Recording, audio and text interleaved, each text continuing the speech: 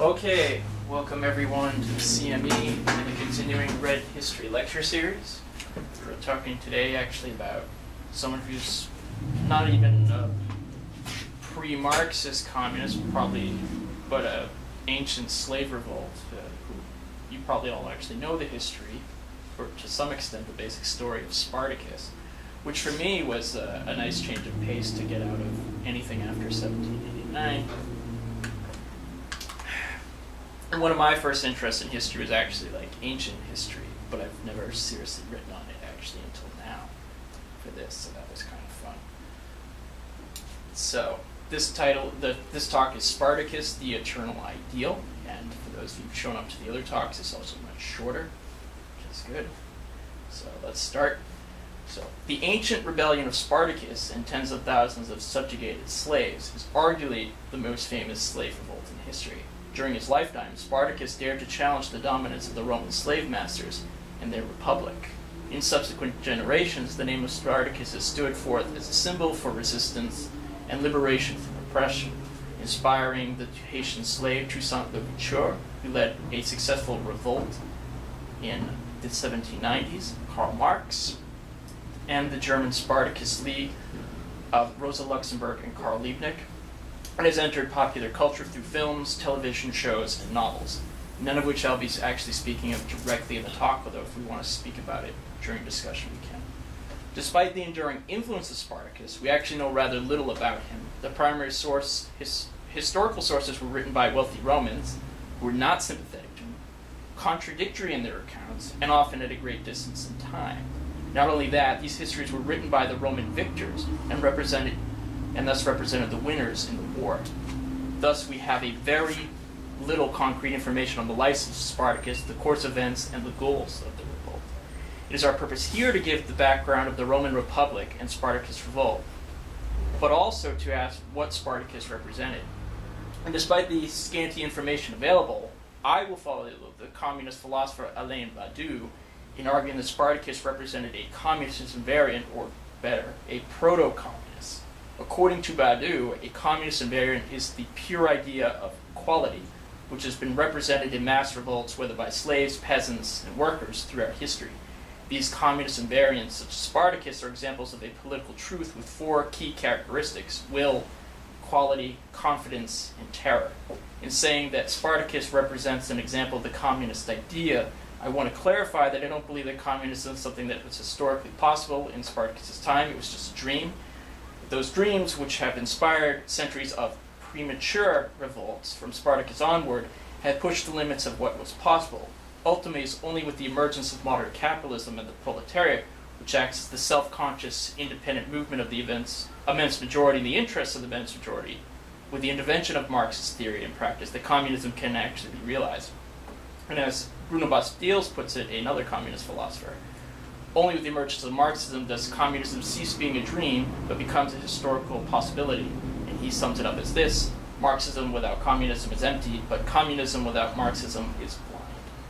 So now, moving onward to the Roman Republic, which at the time of the Spartacus revolt was in the midst of a vast expansion and upheaval. The legions of the Republic had conquered Carthage, Greece, and the Iberian Peninsula, modern Spain and Portugal.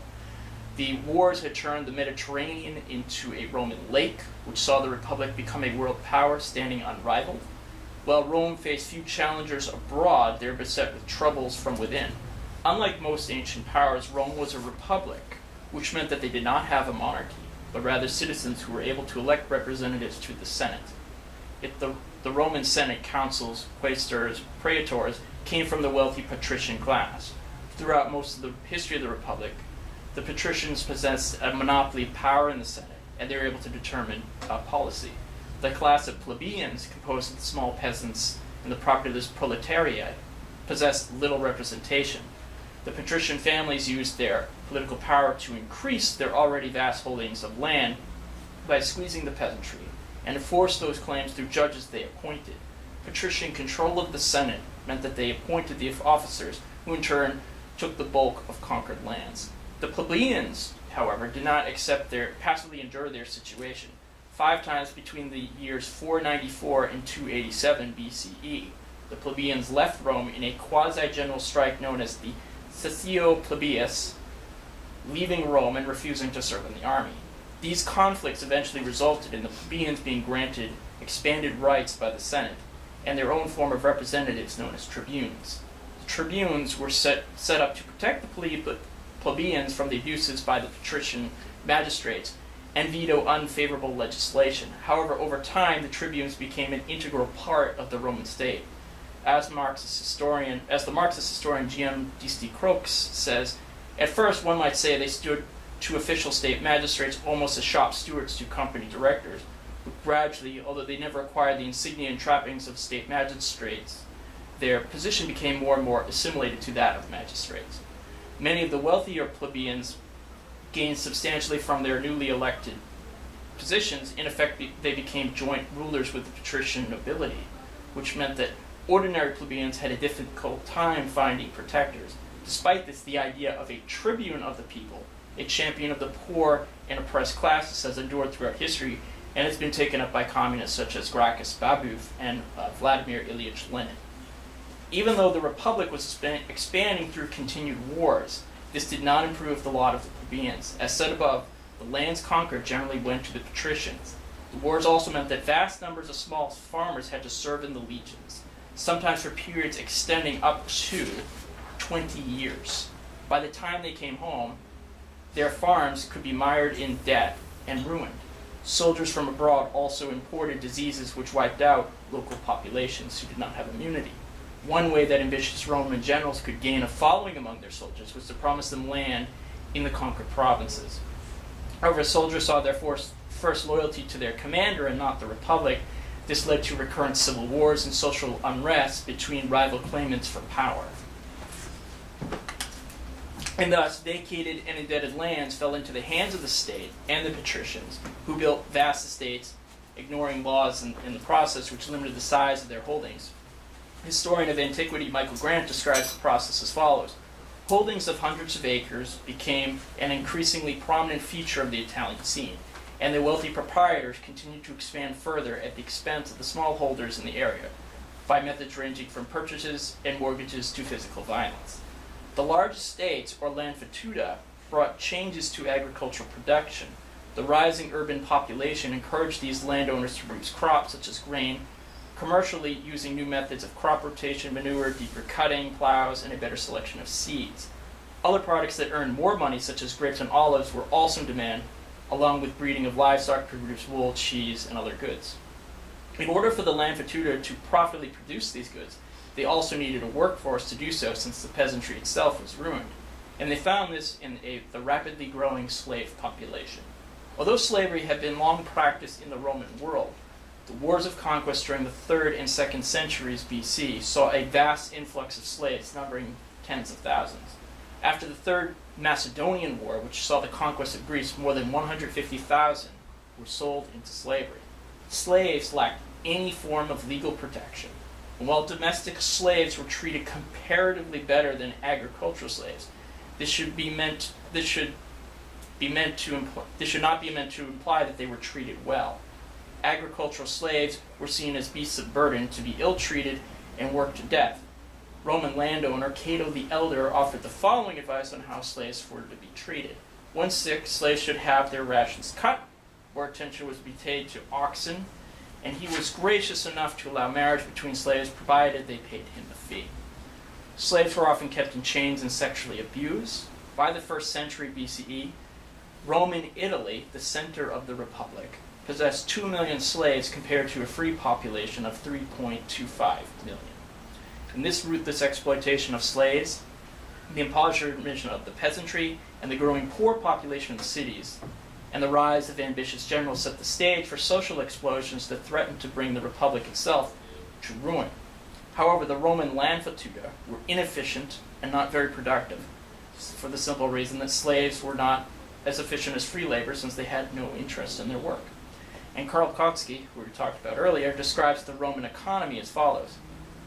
Unintelligent, half-hearted, malicious, glad of any chance to do harm to their hated tormentor, the slave labor of the landfatuda produced far less than peasant farms. In the 1st century AD, Pliny, who is a famous Roman, was already pointing out how fruitful the fields of Italy had been when the generals were not ashamed of doing their own farming, and how refractory Mother Earth had become when she was turned over to chained and branded slaves to mistreat. This sort of agriculture might give a greater surplus than peasant farms in some cases, but could not by any means support as many men in well-being.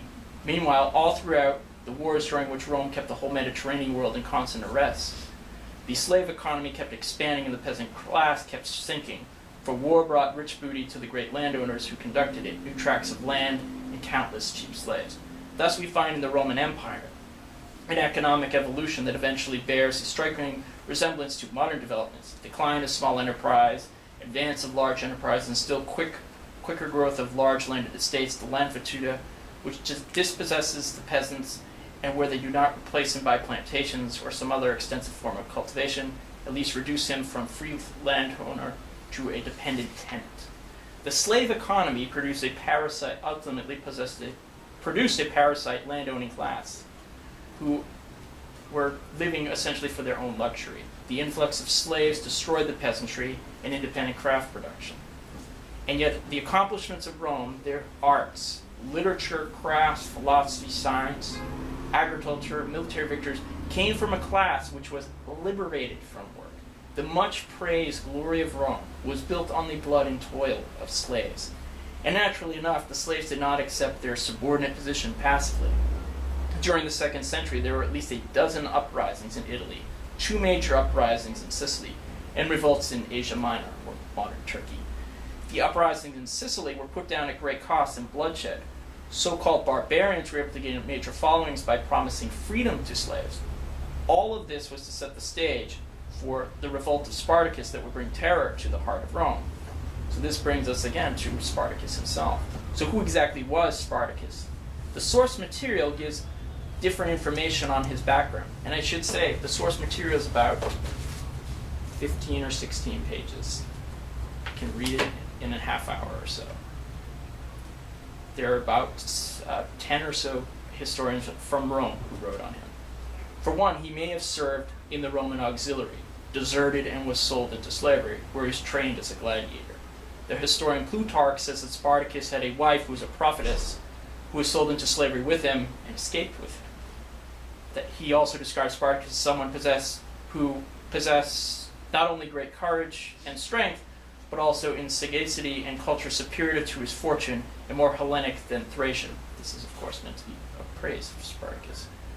Spartacus was enslaved at the gladiatorial school of Lyntius Batiatus, which also contained Gauls and Germans, in Capua.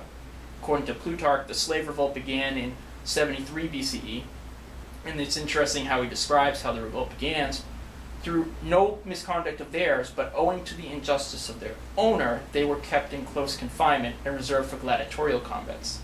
200 of these planned to make their escape, and when information was laid against them, those who got wind of it and succeeding in getting away, 78 in number, seized cleavers and spits from the kitchen and sallied out.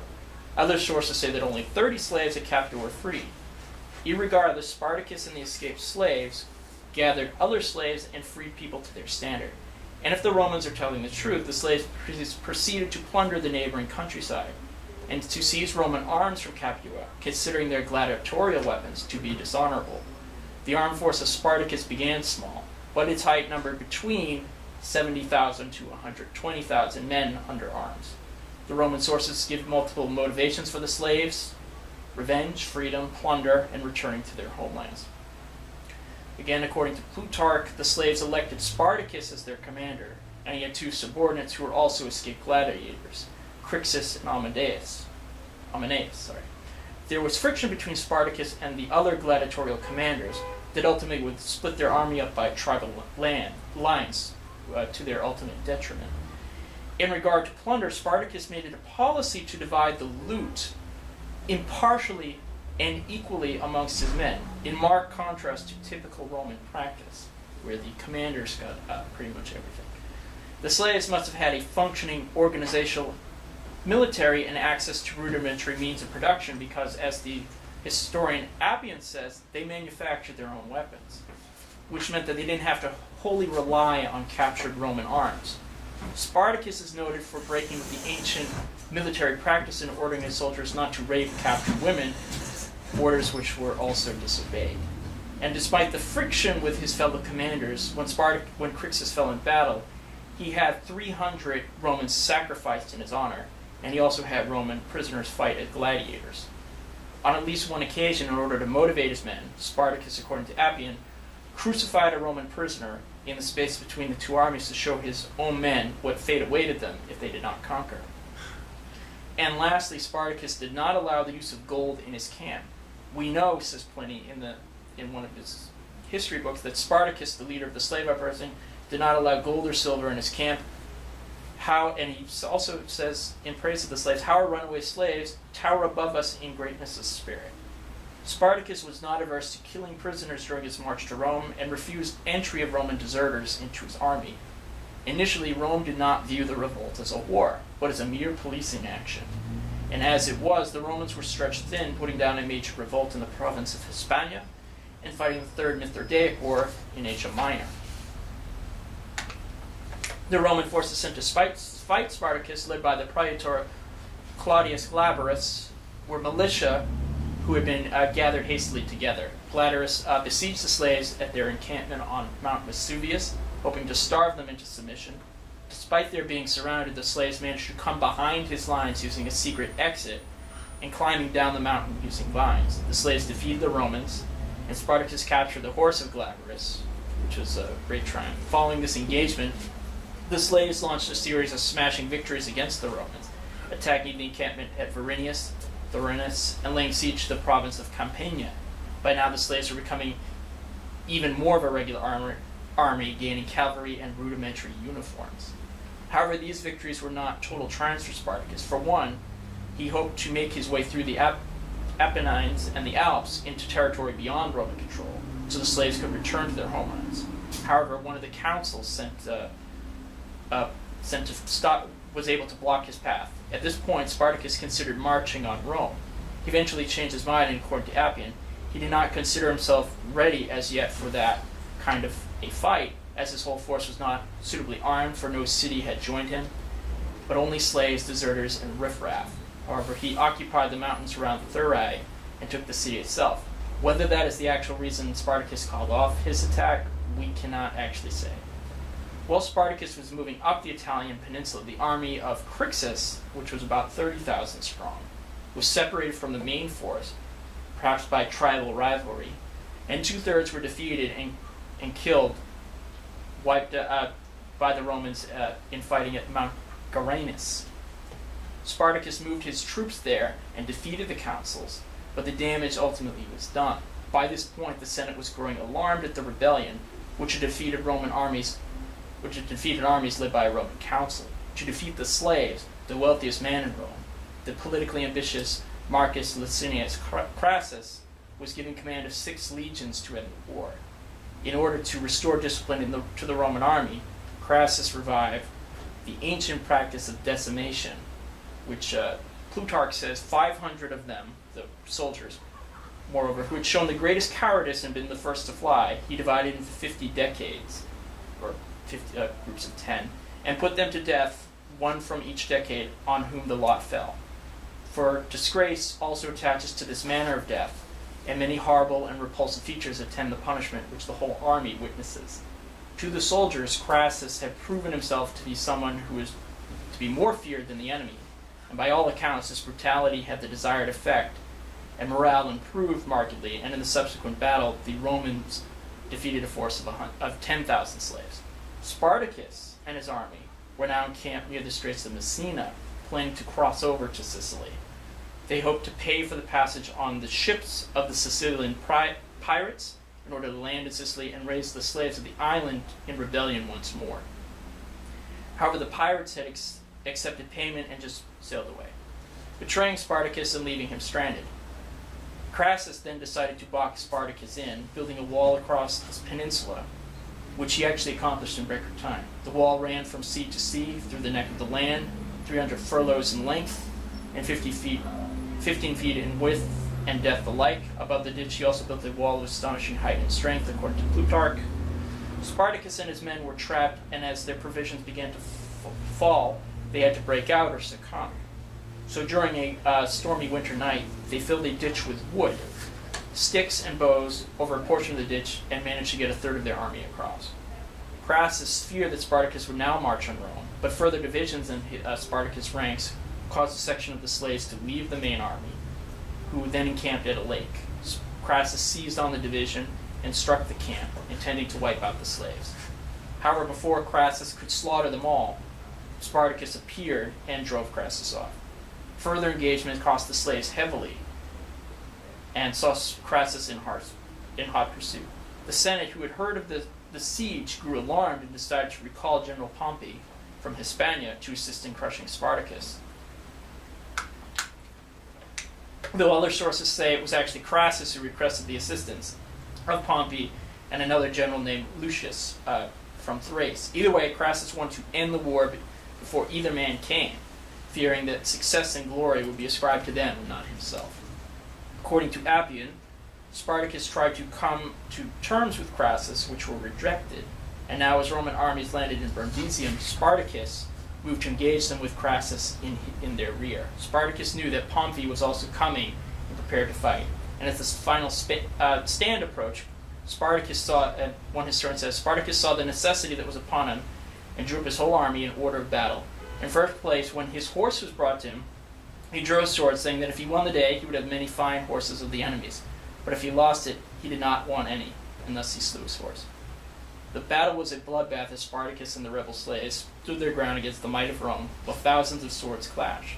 Appian says that Spartacus planned to kill Crassus in the heated battle, but that he was wounded in the thigh with a spear and sank upon his knee, holding his shield in front of him, and contending his way against his assailants until he and the great mass of those with him were surrounded and slain, and the body of Spartacus was not found. Crassus also freed 3,000 captured Roman citizens following the defeat of Spartacus. And the fact that the slaves had treated their captors relatively humanely was in marked contrast to the behavior of Rome. The 6,000 survivors of the battle were pursued by Crassus, but Pompey's legions cut them off and captured them. And Pompey wrote to the Senate claiming credit for the victory, which of course infuriated Crassus. And the captured slaves, as we know, were all subsequently crucified along the Appian Way that stretched for 120 miles from Rome to Capua. And their crucified bodies were to serve as a lesson to any slave who dared to entertain any thoughts of rebellion. So, what was the meaning of this failed slave revolt? Was it just another instance of failed resistance by the exploited and oppressed masses, which have occurred throughout history? Is Spartacus just a glorious martyr, one whose name we actually happen to know? I would argue that Spartacus represented again an example of what Alain Badiou would define as a communist invariant, which has existed throughout history, which is a political truth in which the radical will that aims at an emancipation of humanity as a whole is affirmed. And I know I'm probably stretching it, considering the scanty evidence. And the evidence for suggesting that Spartacus is a communist invariant, or again, a proto-communist, is scanty. As discussed above, in marked contrast to the Roman army, Spartacus divided the spoils of his army equally amongst his men. And Spartacus was able to unite different tribes under a single banner, not without friction, of course. However, no evidence exists among the sources that Spartacus desired the abolition of slavery as an institution. Rather, the main sources suggest that the slaves' main ambition was to escape from Italy and return home. Yet we can speculate different motives for the slaves. While the slaves appear to have wanted to engage in wanton plunder, Spartacus is said to have actually opposed this. One historian says, and many local slaves whom their natural position prompted to be Spartacus' allies dragged what their masters had hidden or their masters themselves out of hiding places. To the wrath of the barbarians and to the nature of slaves, nothing is sacred or too unspeakable to commit. These things Spartacus was powerless to prevent, although he begged them with frequent entreaties, quickly sending messages to them. Furthermore, Spartacus refused to allow gold or silver in his camp, as we said. And the internal divisions in Spartacus' army were not just tribal, but rather represented differences on how to wage the war. It appears that Spartacus was at odds with his fellow generals, Crixus and Ammonaeus, both of whom sought to plunder and ravage the countryside, very much in the manner of the Romans they opposed. Yet as we have seen, Spartacus had a more egalitarian ethos, and despite his brutality, he was recognized even by the Romans as someone exceptional in culture. Spartacus' different military strategy comes out in regards to Sicily. as class-based and political. For one, the Romans admit that he hoped to go to the island and raise slaves there in revolt. Whether Spartacus had the conscious desire to end slavery or just saw this as a desperate plan to escape from superior enemy forces, it still represents a marked difference in strategy when compared both to his fellow commanders and the Romans. And the reasons behind Spartacus' failed attempt to march on Rome remain a mystery, whether through internal fissures of the army, lack of siege equipment, or the lack of urban support needed to take the capital, or perhaps because he had no vision of what type of society would replace the Republic. Despite the fragmentary nature of the evidence available, we can speculate that Spartacus was not just interested in plunder and returning to Thrace, but harbored dreams of a new society. The sheer nature and size of the slave revolt had already marked Spartacus as an enemy of Roman society and everything that it stood for.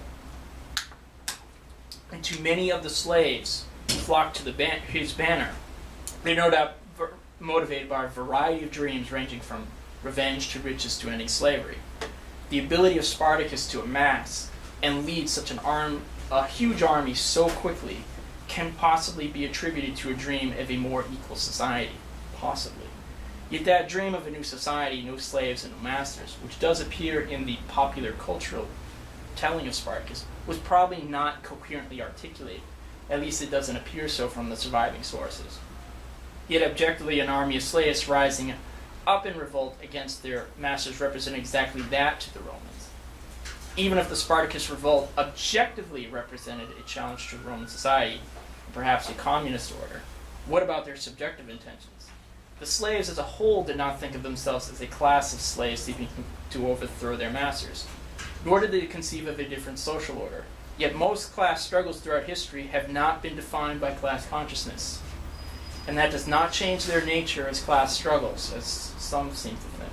According to the Marxist historian of antiquity, GMD Crookes, in his Class Struggles in the Ancient Greek World, he says, a class is a group of persons in a community identified by their position in the whole of social production, defined above all according to their relationship, primarily in terms of the degree of ownership and control, to the conditions of production.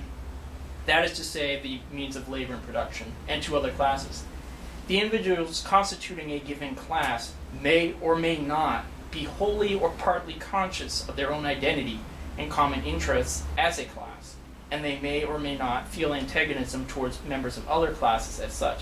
He goes on later and says, to adopt the very common conception of class struggle, which refuses to regard it as such unless it includes class consciousness and active political conflict, as some Marxists do, is to water it down to the point where it virtually disappears in many situations. It is then possible to deny the very existence of class struggle in the United States of America, or between employers and immigrant workers in Northern Europe, and between masters and slaves in antiquity, merely because, in each case, the exploited class concerned does not or did not have any class consciousness, or take any political action except on very rare occasions, and to a very limited degree. But this, I would say, makes nonsense not merely of the Communist Manifesto, but of the greater part of Marx's work. Thus, the Spartacus revolt can objectively be said to represent a class struggle, even if all the participants lacked any notion of class consciousness and political motivations. And in their challenge to Rome, the slaves represented the potential of a different society, even if they didn't consciously realize it or remained only a vague dream. Yet the dream of the slaves, however noble, did not possess a developed vision of what was to replace Roman society with. Perhaps this is ultimately why Spartacus did not march on Rome. He had no idea what to do if he won. And the slaves had won, then what? The time for communism had not arrived. The backward nature of the Roman slave economy precluded that. Perhaps only a different exploitive system could have emerged, as actually happened when feudalism replaced Rome. So how do we judge this premature proto-communist revolt then? For one, the slaves who revolted did not know what we now do about the objective limits of history, and it should be stressed that we only possess the knowledge of those objective limits because of those like them who dare to go the distance. We, in turn, will pick up their fallen banner, where they left off, and carry it further to victory. And the defeat of Spartacus, like that of other revolts by slaves, serfs, peasants, and workers throughout history, was not in vain. Their defeats were not final. As Rosa Luxemburg says before her own defeat in the Spartacus uprising, Because of the contradiction in the early stages of the revolutionary process between the task being sharply posed and the absence of any preconditions to resolve it, individual battles of the revolution end in formal defeat. But the revolution is the only form of war, and this is another peculiar law of history, in which the ultimate victory can be prepared only by a series of defeats. It is our job as communists and revolutionaries to change the verdicts of history and avenge their defeat with victory. The struggles of our radical ancestors do not prove to us that the rule of the ruling class is eternal, but that resistance is possible, and sometimes we can even win. While a struggle takes place in the present, it also fights for the aspirations of defeated classes. As the Marxist philosopher Walter Benjamin says, criticizing social democracy, it contented itself with assigning the working class the role of the savior of future generations. It thereby severed the sinew of its greatest power. Through this schooling, the class forgot its hate as much as its spirit of sacrifice, for both nourished themselves on the picture of enslaved forebears, not on the ideal of emancipated heirs. As communists, we not only take inspiration from the struggles of the oppressed and exploited throughout history, but to learn why they failed so that we can fight and win in the here and now. And that victory is possible now with the development of capitalism. Although Badiou has retreated from this older position of his, I'd argue that it's only when the proletariat and Marxism comes on the scene that communism becomes possible. And as Marx says, with the proletariat, ideological resistance becomes not only the repetition, actually it's Badiou, with the proletariat, ideological resistance becomes not only the repetition of the invariant, but also the mastery of its realization. This unique moment coincides with the birth of Marxism. The latter, in fact, is nothing but the accumulation of all the knowledge conveyed by the millennial ideological struggles around the communist invariants. From the one hand, the agent of the communist revolution is a class with radical chains, a class of civil society, which is not a class of civil society, and a state which is the dissolution of all the states, a sphere which has a universal character by its universal suffering, and claims no particular right because no particular wrong, but wrong generally, is perpetuated against it. This dissolution of society as a particular state is the proletariat. And the proletariat, again, acting as the self-conscious, independent movement of the immense majority in the interest of the immense majority. The proletariat, the lower stratum of our present society, cannot raise itself up without this whole superincumbent strata of official society being sprung into the air. And in that task, we are guided by Marxist theory, built upon the struggles of the past, including that of Spartacus, which provides an understanding of history, society, economics, and politics, and helps us to orient our practical struggles towards a revolution in order to, at last, realize the eternal ideal of Spartacus. Thank you.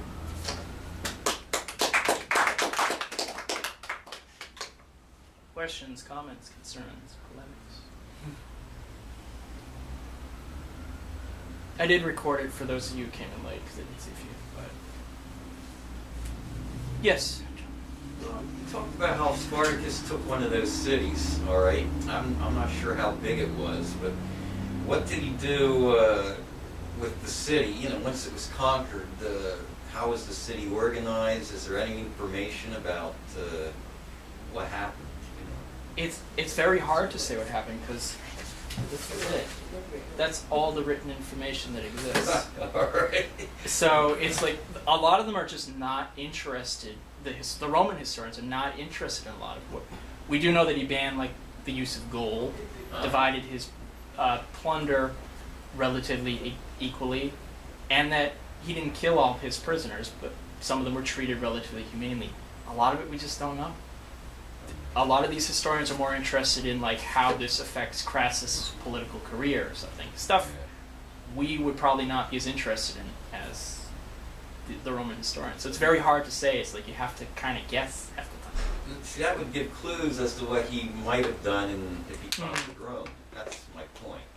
I know, and it's like with any modern revolution, you got tons and tons of sources and memoirs, documents. You just don't have that. You're talking about something 2,000 years ago. Yep. And the only sources we have are the people who were on the other side. Yeah. It'd be like if the only source we had for communism, say 2,000 years from now, was the Black Book of Communism. That's like what we're dealing with here, and it's very hard to like figure it out. You got to like really read between the lines. I do know from some archaeological exploration that they probably didn't stay at the city, and they took the entire encampments alongside. So that's the most modern theory I know about. Okay. They didn't stay at the city. Most people speculate because it would have been too difficult to defend against the siege, and so they kept being mobile in order to defeat the Roman army. And that's been a consistent kind of tactic in Rome, you know, that other empires have used against Rome with a lot of success, and it's a major it was a major military tactic that was used against Roman style of military warfare. So that's the consensus I've read. Okay. That they didn't keep the city, but that's not to say it's not possible, but I doubt that they would have kept it too. I would too. I mean, there are some in any of the popular culture. Sometimes they keep the city, sometimes they don't. Yeah. So it does also lead itself to the imagination. Yeah. What I was going to say is the other major era of slave revolts was the Middle Kingdom in Egypt. And again, history is written by those who win, and we don't read Egyptian, what should I say, the ideoforms that well. Yeah. But that shook, how do you say, that slave society almost completely into, quote, anarchy. And the assumption is that there were massive slave revolts all over. Yeah, like one, I don't know too much about it, but one that was interesting to me was in Arabic era Iraq in about the 9th century called the Zanji. They rose up in revolt and they managed to establish their own state. They had their own navy for about 15 years. They eventually put down, but it was this dwarfed the scale of the Spartacus revolt, but it was also defeated. And an interesting corollary to that is in the 1960s, when Iraqi communists were planning their own guerrilla campaign against the Ba'ath Party, they chose a site where that revolt started to launch their own. And they, of course, met the same end. But and it's also just interesting, like how often communists later take, like obviously Spartacus, but the Zanji as well. And I could just imagine Egyptian communists drawing on the Middle Kingdom slave revolts. We know that it fell into chaos. Yeah. That we know. In the back. On the various slave revolts that occurred under Roman Empire, how many other leaders do we know anything about besides Spartacus? The Sicilian revolt, that was a little farther away from Italy, Yeah. but they managed to gain control of the island for about 3 years, and they had their own king, which is probably not very egalitarian to have your own king. But it was also kind of interesting, like the Roman free peasantry was actually kind of glad, like the rich were getting what was coming to them from the revolting slaves. There were various like peasant revolts, especially if the empire was fracturing much later in history, like called the Bacchae or something. They were like these free peasant communities, almost like Maroons, for slavery in like the Western Hemisphere. So like where or peasants or slaves wanted to escape excessive taxation, they would go to these free communities. There was actually, in marked contrast to the history of Christianity, one Christian sect at least which opposed not only slavery but the existence of private property. The historian I quoted actually has a very negative view on Christianity, since it did not encourage the liberation of slaves. As he said, whatever it did for its soul, Christianity is said to have done for the soul of the slaves. The historian cannot doubt that it more firmly shackled the chains to his feet. That was GM's D.C. Croaks in Class Struggles in the Ancient Greek World. Spartacus obviously made an impression on the Romans. Did any of the other leaders make a similar impression on that? Not quite to that. Part of the reason, like, Spartacus keeps the impression is, like, just because of the influence of popular culture and political movements. I don't think the only other quite impression, if you want to go that way, is, the emergence of Christianity from, in a backward Roman province from, a Jewish peasant. That's one example, although, as we know, the Bible does not outlaw slavery. Anything else? Yeah. What do you think makes Spartacus a much more attractive figure on a modern world than the other figures of the first two servile wars? I mean, I think, for one thing, this is the lowest stratum of Roman society. So he is like leading this mass revolt of them. And in terms of others, like whether we're talking the plebeians or the servile wars, they never quite envisioned like radically disrupting like slavery, as far as I know. And in terms of just like even if you read between the lines in the Spartacus, like that he opposed like the soldiers raping people. I think that's a good thing. That part of his military strategy involved like trying to stage other revolts. That's kind of inspiring. And that, he gained this immense loyalty of his followers. And, that it has that potential, again, proto-egalitarian, proto-communist, however you want to put it, that really does inspire people. So much so that other revolts take his name, who have a much more conscious desire to abolish like slavery or exploitation than arguably he did.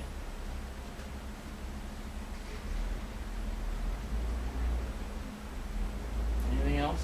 Comments, concerns? I have one question. Sure. How did Rome respond to this uprising as far as like how they policed slave populations?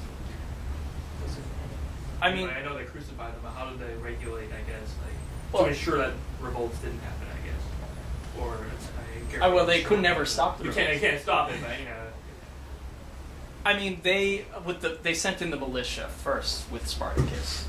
So they, like the Roman, look at it this way, the Romans, a lot of the slaves were from conquered provinces. So imagine how colonial masters view colonial subjects, infantile children, lesser than us, they can't possibly conceive of this. And they were not seen as people, they were seen as objects, animals, or less than animals. So at first, you hear about the slaves revolting, it's just a bunch of slaves, it's just sent in the militia. Right.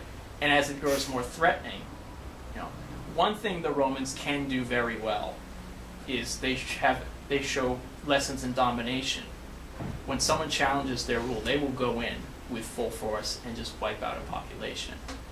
So they were not above that. And it wasn't just they would try and internalize, like the slaves would also have, through just ideology, they would try and force the slaves to internalize their slavery. That's happened throughout history. Just the way, and it wasn't just like the Roman legion was like at every plantation. Those plantation owners didn't need any encouragement to try and keep their slaves in line. I can imagine that they were probably doing whatever they could to foster tribal divisions, right, and all of that. Yeah. It's also hard, again, to get an idea of exactly that because a lot of the Roman historians are just not interested in what we may get more out of, say, instead of U.S. slavery, where you get more of, how the slaves reacted, how they were kept in line.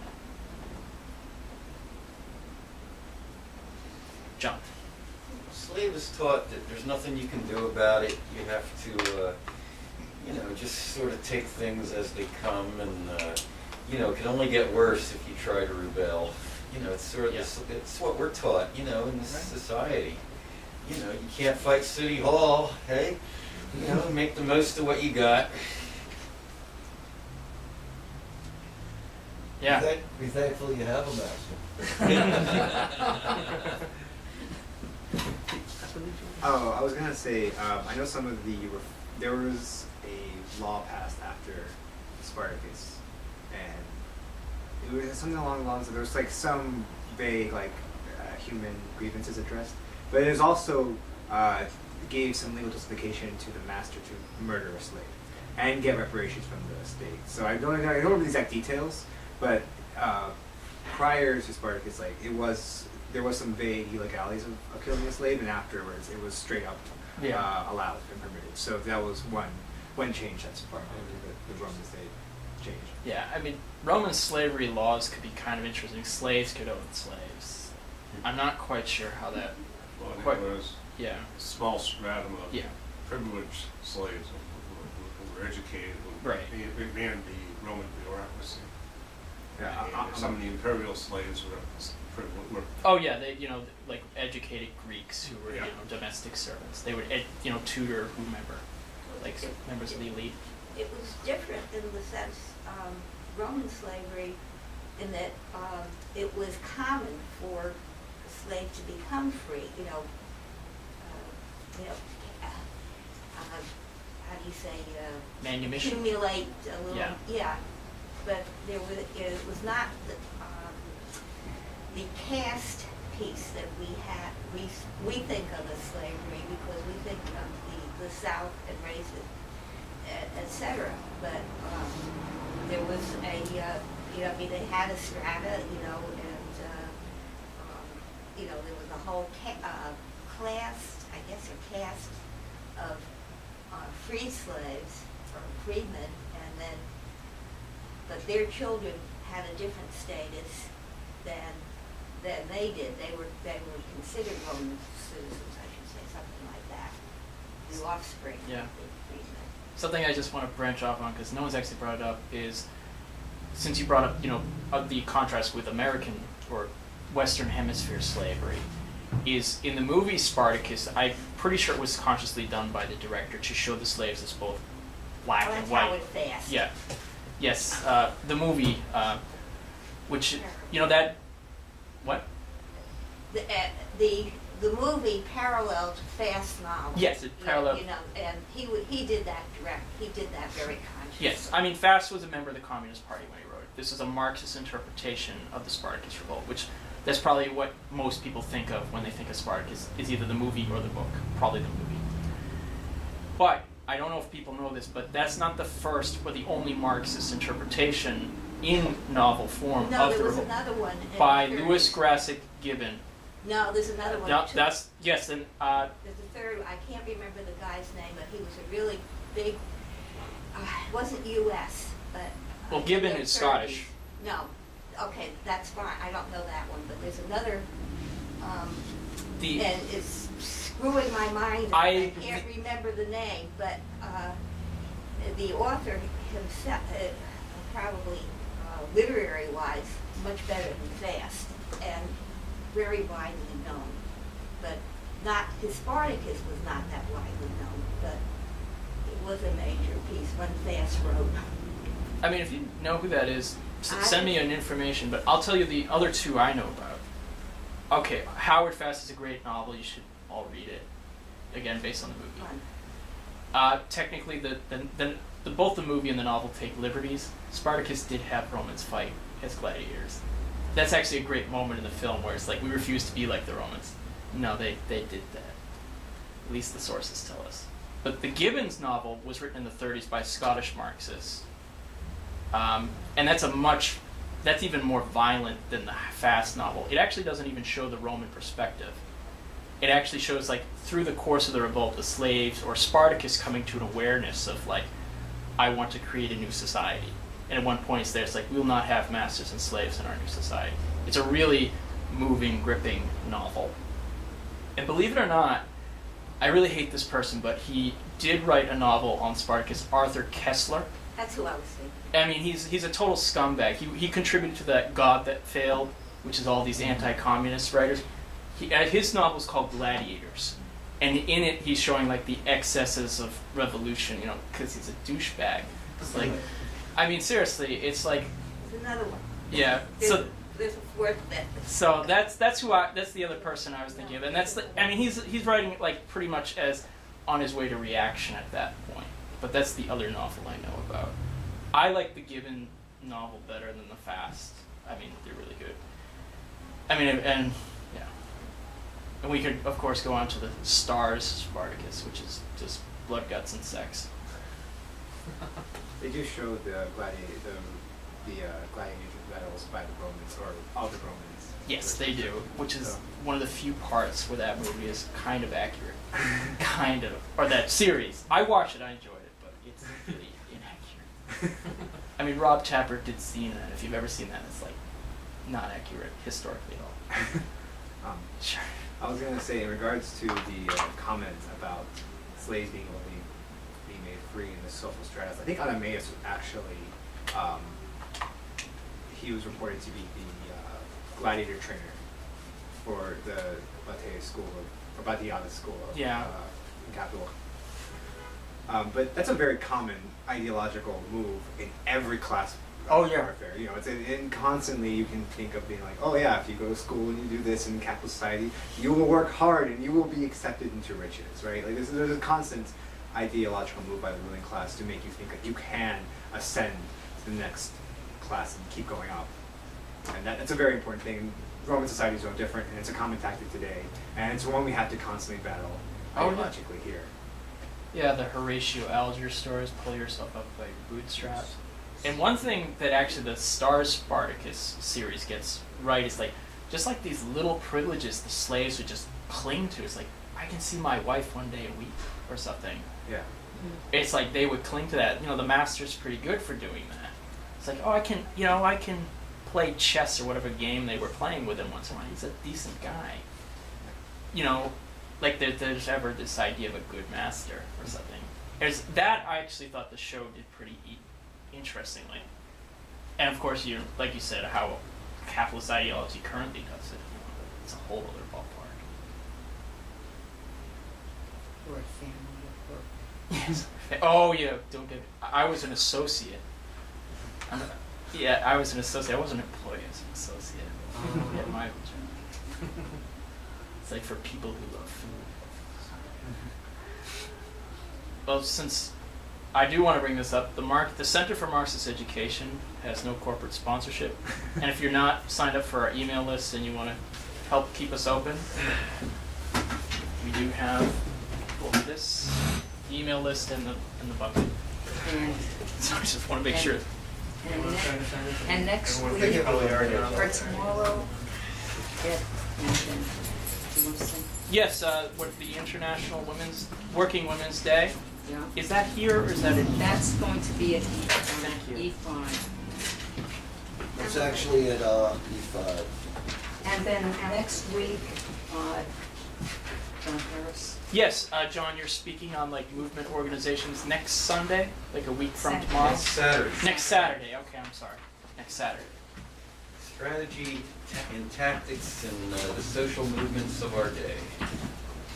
And I am speaking. The next Red History lecture is the first Saturday of April, which I think is again the 7th. I might be wrong, but it's the first Saturday of April on Tajiki Kobayashi, who is a Japanese communist novelist. And next Sunday, there's a film. Yes, I forget what film though. If anyone knows, feel free to say. Thanks all for coming. I hope you enjoyed the talk. Thank you. Always. Thank you, Doug.